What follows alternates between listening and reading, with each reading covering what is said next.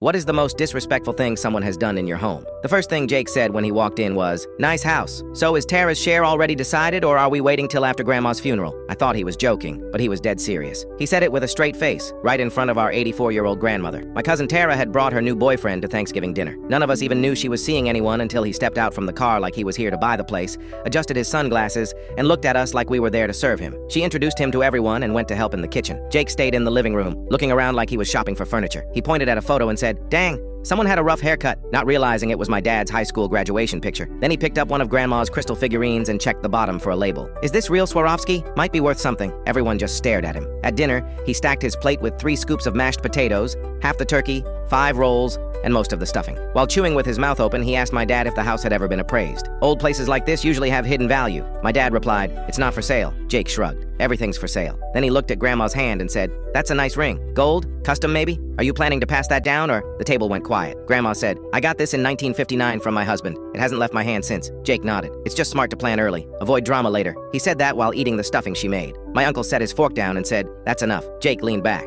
just trying to help. After dinner, Jake stretched out on the couch, unbuttoned his pants, and yelled, "Babe, do they have streaming or just cable?" Then he looked at me and said, "Which way's the bathroom?" and walked off before I could answer. 10 minutes passed. I found him in the hallway, shirtless, wearing fuzzy socks, eating pie straight from the tin. He said, "Your grandma should open a bakery. I'd invest," then wiped his mouth with one of our guest towels. He opened the coat closet, pulled out an old fur wrap Grandma hadn't worn in years, and said, "This real mink? I could flip this on Facebook Marketplace." That's when my 9-year-old cousin Ava climbed onto the couch next to him, looked him dead in the eye, and said, "If you touch my grandma's ring, I'll bite you." Jake blinked and said, "Is that a threat?" Ava replied, "No, that's a promise." He didn't say anything after that. A few minutes later, Tara walked in. Jake was wearing my grandpa's vintage cap, had the fur wrap over his shoulder, and the pie tin was empty. She looked at him and asked, "What are you doing?" He said, "Just enjoying the vibes. I like this family. It's got potential." Grandma stood up, walked over, and said, "Jake, dear, it's time for you to leave." He paused. "Wait, seriously?" She said, "You've eaten our food, gone through our things, and now you're eyeing my wedding ring. That's enough." He laughed, but nobody else did. My uncle opened the door. Jake muttered something about us being touchy and walked out with the last slice of pie in his hand. Tara followed him without saying anything. Next morning, she sent a group text saying we broke up.